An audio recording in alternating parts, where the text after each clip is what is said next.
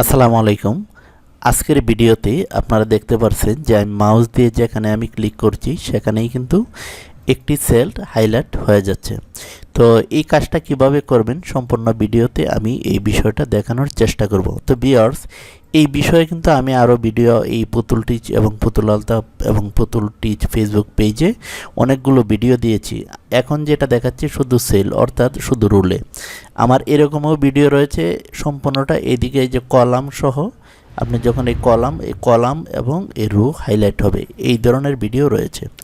তাহলে চলুন দেখা যাক যে এই কাজটা কিভাবে করতে পারি। কারণ অনেক সময় দেখা যায় যখন আমরা বড় বড় ডাটা নিয়ে কাজ করব, তখন দেখা যাচ্ছে যে আমি যেই সেলটার মাঝে কাজ করব এই রকম সম্পূর্ণভাবে হাইলাইট করে আমাকে দেখাবে, তো কাজটা ভুল ত্রুটি হওয়ার সম্ভাবনা কম থাকবে।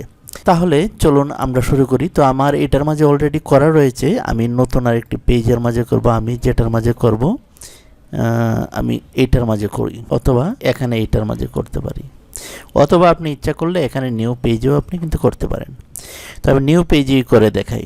তো প্রথমেই আমরা কিবোর্ড থেকে কন্ট্রোল এ দিয়ে সম্পূর্ণটা আমরা সিলেকশন করে নিব।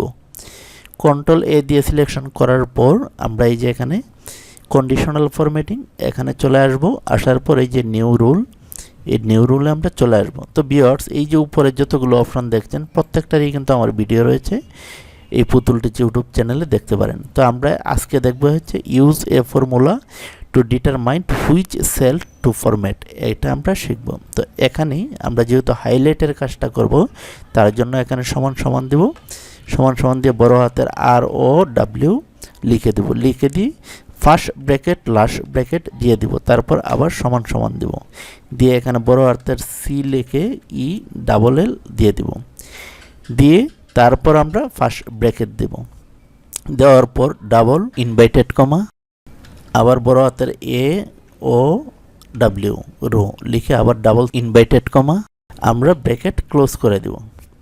তো ব্র্যাকেট ক্লোজ করে দেওয়ার পর আমরা এই যে এখানে ফরম্যাট রয়েছে, এই ফরম্যাটে আমরা ক্লিক করব। এখান থেকে আপনার পছন্দ মতো একটি কালার আপনি চয়েস করে নেবেন। আপনি ইচ্ছে করলে ইয়েলো কালার, রেড কালার, যেটাই আপনি নেন সেটাই নিতে পারেন। তো আমি রেড কালারটা নিয়ে দেখাবো। তো রেড কালার সিলেকশন করার পর আমি এখানে ওকে করে দেব। ওকে করে দেওয়ার পর আমরা আবার এখানে ওকে করে দেব।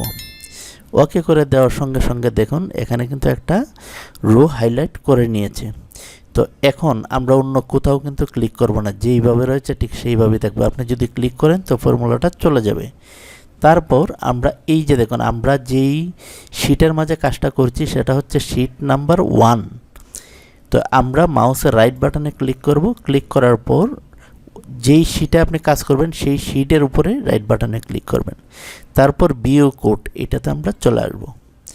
এইটাতে আসার পর আমরা এই যে এখানে চলে আসব। এখানে আসার পর এই যে দেখুন ওয়ার্কশিট, এইটাতে আমরা ক্লিক করব। তো ওয়ার্কশিটে যখন ক্লিক করবেন এই পাশে কিন্তু সিলেকশন চেঞ্জ লেখা থাকবে, আর এখানে যে সমস্ত লেখাগুলো আপনি দেখতে পাচ্ছেন ঠিক সেই রকমভাবে এই লেখাগুলো থাকবে। তারপর আপনি এই যে এখানে লিখবেন অ্যাক্টিভ সেল, তারপর ডট দিবেন, তারপর লিখবেন ক্যালকুলেট। আমি এখানে লিখেছি অ্যাক্টিভ সেল ডট ক্যালকুলেট। লেখার পর আপনি এই যে এখানে ক্লিক করে ছেড়ে দিবেন, এটাও এখানে ক্লিক করে ছেড়ে দিবেন। ছেড়ে দেওয়ার পর আমরা এখন ক্লিক করে দেখুন এই যে ম্যাজিকের মতো কাজ করছে। কিন্তু আমার এখানে যদিও কোনো ডাটা নাই, সেই জন্য হয়তো আপনারা এরকম ব্ল্যাঙ্ক দেখছেন। তো এখন প্রশ্ন হচ্ছে এই যে আমি কালারটা দিলাম, এখন দেখা গেল যে আপনি হয়তো এখানে একটা সংখ্যা আপনি ধরেন লিখলেন, তখন এখানে কিন্তু কালারটা ব্ল্যাক কালারের মাঝে কালোটা শো করছে না, শো করলেও পরিষ্কার আসছেন। তো আপনি চাচ্ছেন যে না আমার এই কালারটা তো পছন্দ হয় নাই, তো তার জন্য আপনি যে কাজটা করবেন আপনি আবার এই যে কন্ডিশনাল ফরম্যাটিংয়ে চলে আসবেন, এসে এই যে ম্যানেজ রুল এটাতে ক্লিক করুন সবার নিচেরটায়। এখানে এসে আপনি এই যে এখানে দেখুন এডিট রো, তো এডিট রুলে আপনি ক্লিক করবেন। আবার আপনি এরকম ইন্টারফেসটা আপনি দেখতে পারবেন। তারপরে এই যে ফরম্যাটে চলে আসবেন। আসার পর আপনি এই যে এখান থেকে আপনি যেই কালারটা আপনি দিতে চান সেই কালারটাই কিন্তু আপনি দিতে পারবেন। তো আমি এই যে ইয়েলো কালারটা দিলাম, রেড কালারটা পরিবর্তন। তো এখানে দেখুন আপনি এখানে কিন্তু আপনি বর্ডার দিতে পারেন, এগুলো আপনারা দেখলেই বুঝতে পারবেন এখানে। তো আমি যেহেতু এখানে ফিল্ড কালার করে দিচ্ছি ইয়েলো, এটাই আমি দেখাচ্ছি। তারপর আমি ওকে ক্লিক করব, আবার আমি ওকেতে ক্লিক করব, আবার আমি অ্যাপ্লাইয়ে ক্লিক করব, তারপর ওকেতে ক্লিক করব। এখন দেখুন আমি যখন ক্লিক করছি এখানে কিন্তু প্রত্যেকটা এই যে দেখুন রো হয়ে গিয়েছে, আগে কিন্তু রো ছিল না। রো কেন হয়েছে?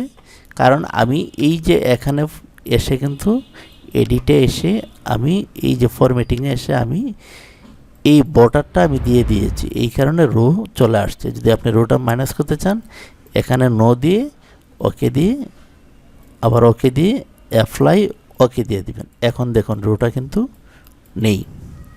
তো ভিউয়ার্স, এই ছিল আজকের ভিডিও টিউটোরিয়াল। ভিডিওটি কেমন লেগেছে অবশ্যই কমেন্ট করে জানাবেন। আল্লাহ হাফেজ।